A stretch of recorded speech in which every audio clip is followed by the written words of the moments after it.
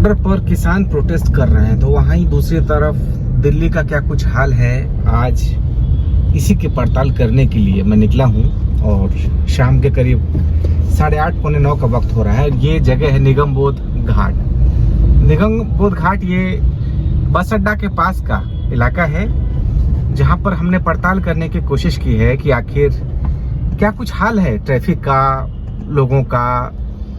और ये आप देख सकते हैं निगम बोध घाट का ये जो जगह है जहाँ पर, तो हमने कोशिश की ये जानने की कि यहाँ पर आखिर क्या कुछ हाल है ट्रैफिक का, लोगों का। तो हमने देखा कि भाई किसान की तरफ से जो प्रोटेस्ट चल रहा है तो उसका कुछ असर है भी या नहीं। तो ये हमने देखने की कोशिश की और मैं ये आपको दिखाने की कोशिश कर रहा हूँ इस वक्त कि वाकई में क्या कुछ स्थिति है। तो आइए देखते हैं। ये देखिए बस अड्डा का इलाका है और अमूमन यहाँ पर इस वक्त ट्रैफिक तो रहता ही है, जैसा कि आप देख सकते हैं अभी भी ट्रैफिक वैसा ही है कुछ। लेकिन सबसे बड़ी बात यह है कि इससे पहले जब भारत बंद रहा, खास करके मैं बात कर रहा हूँ फ्राइडे का, तो उस दौरान हमने देखा कि मेट्रो में काफ़ी भीड़ बढ़ गई थी, लोगों की आवाजाही, क्योंकि लगातार दिल्ली से लेकर नोएडा पुलिस तक की अपील की जा रही थी कि जो वो लोग उससे चलें, अपने मेट्रो से चलें। तो आज हमने जायजा लेने की ये कोशिश की है कि लोग जो है इस वक्त, क्योंकि किसान प्रोटेस्ट तो बॉर्डर पर चल ही रहा है, तो ऐसे में क्या कुछ हालात हैं यहाँ के बस अड्डा के। तो देखिए इस वक्त क्या हाल है यहाँ। मोटा मोटी अधिकतर जो ट्रैफिक है ज़बरदस्त है यहाँ पर। मुझे लगता है कि 15-20 मिनट का यहाँ पर रनिंग टाइम है। एकदम काफ़ी स्लो है इस वक्त यहाँ का राजधानी दिल्ली का जो बस अड्डा का कश्मीरी गेट का इलाका है। बहुत ही सुस्त ट्रैफिक है, बहुत सुस्त ट्रैफिक है। और मैं दिखाने की कोशिश करूँगा आपको यहाँ पर इस वक्त, क्योंकि एकदम आप जिधर देखिए ट्रैफिक ही ट्रैफिक है। शाम का वक्त है, ये गाड़ियाँ एकदम स्टेबल सी हुई पड़ी है। और सबसे खास बात यह है कि इस वक्त, क्योंकि अमूमन 6 बजे, 6:30 बजे, 7 बजे रहता है इतना ट्रैफिक, लेकिन अब रात के पौने 9 का वक्त है और देखिए क्या स्थिति है यहाँ पर ट्रैफिक की। तो अगर मतलब दिल्ली में ट्रैफिक पुलिस अगर ना रहे तो एकदम क्योस वाली स्थिति हो जाएगी। देखिए यहाँ पर ट्रैफिक को संभालने के लिए कितना एक मशक्कत करनी पड़ रही है, मतलब गाड़ी खींचने से नहीं खींच पा रही है।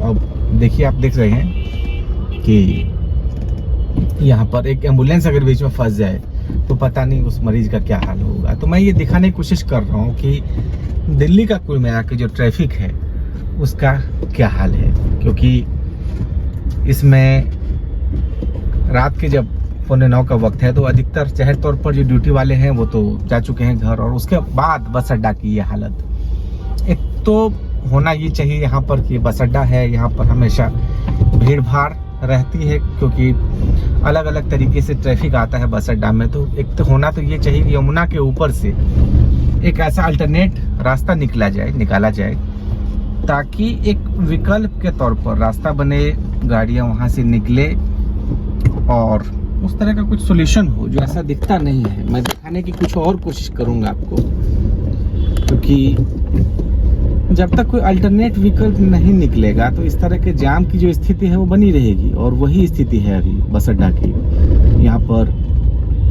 भीड़ भाड़ वाला पूरा इलाका है।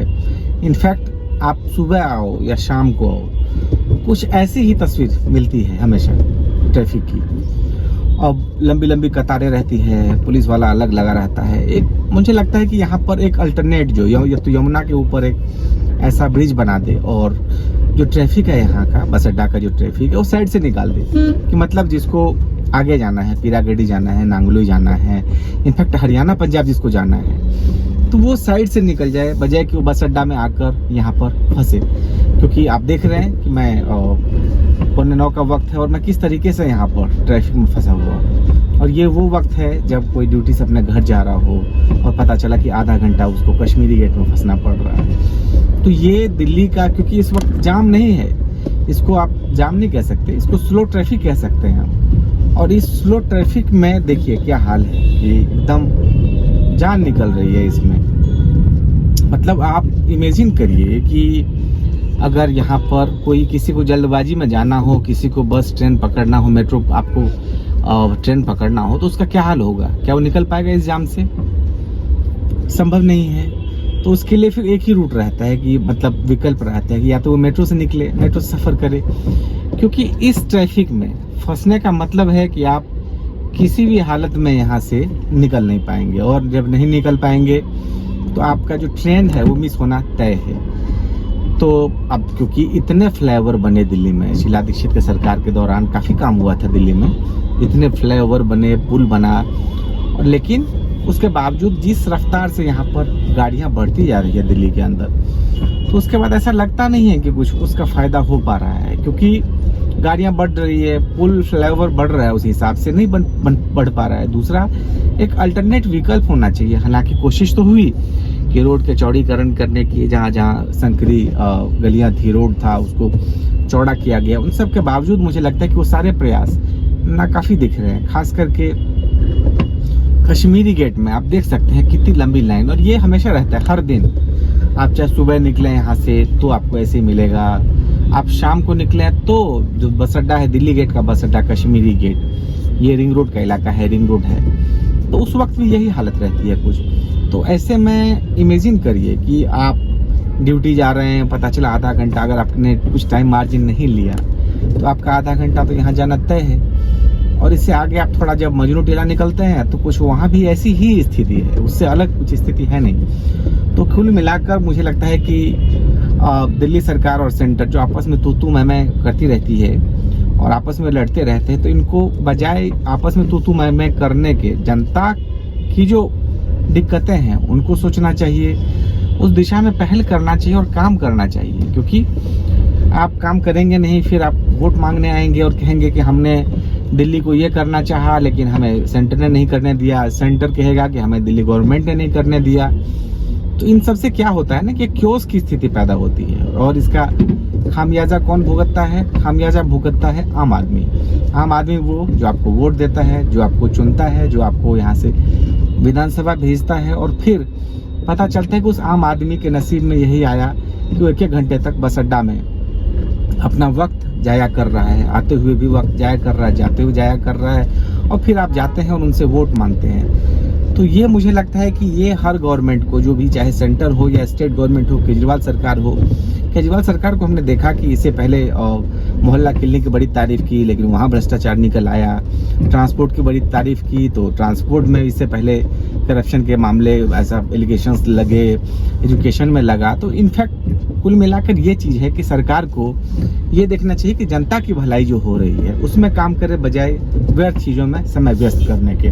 और फिर हम किसी और मुद्दे के साथ आप सभी के सामने हाजिर होंगे। तब तक के लिए दीजिए महादेव बम शंकर को इजाज़त, और आप वीडियो को लाइक करिए, चैनल को सब्सक्राइब करिए। बहुत शुक्रिया।